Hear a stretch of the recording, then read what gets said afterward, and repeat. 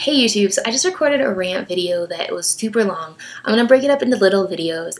Okay, second topic, video number 2 in my rant on art jobs series, whatever you want to call it, is humanities degrees and what to do with them when you graduate. My personal advice that I've given to people that also go to the University of Wyoming, again, I'm not really big into school spirit, but I'm gonna play it up.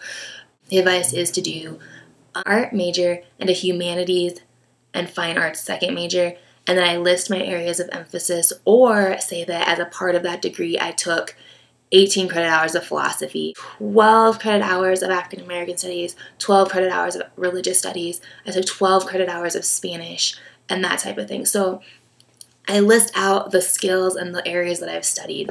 And that's really, really beneficial. Because like for my current job, I teach. They hired me as an English teacher. I was teaching English, reading, Spanish, blogging, and like a lyrics, reading and analyzing lyrics class. And so all 4 of those areas came from my humanities degree. When they hired me, they needed an English teacher. Now I'm teaching art because that's my specialty, and they knew that. But they needed an English teacher, so I was very, very diverse. They could hire me based on my humanities degree, and currently I'm working using my art degree. I've also had opportunities at this job. Like my minor is graphic design, so I put graphic design underneath the humanities part. And I've also had like little extra gigs where I've designed promotional materials for events for where I work. And that's been on top of my job. So if you have a humanities degree, I would suggest like definitely bullet pointing the areas that you focused in. And skills too. Some of the skills that you learned with your humanities degree include writing and communication and public speaking and argumentation and development of like logical development, depending on what your degrees, like what your areas are. You have so many skills and so many different thinking strategies that a lot of people don't have. Creativity is huge in the business world. People skills are huge in the business world, and also like people skills are huge in so many different areas. Highlight your people skills, highlight your writing skills, highlight your communication skills, highlight your logic skills. All these different skills that you learn through your humanities degrees, use them and emphasize them. There's just a lot of skills. There's just a lot of skills that you do. What is going on with this?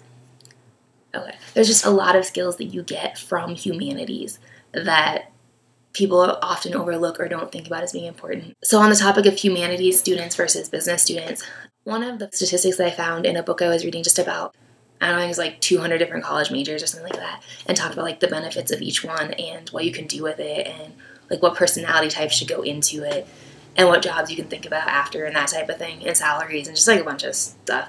And one of the things I saw in humanities is that the average humanities student makes more in the field of business than the average business student.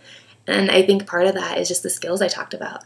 You have communication skills and people skills, and like communicating with people and working with people are huge for business. If you have a business and you can't do those things, what's the point? You can't do business if you can't work with people.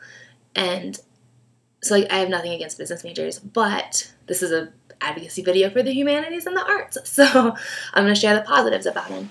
Those are just some of the tips that I have for highlighting your humanities degree on your resume. So thank you guys for watching my art video series rants in response to like college degrees and majors and what you should and shouldn't take, and all these rants that people are doing about art and humanities.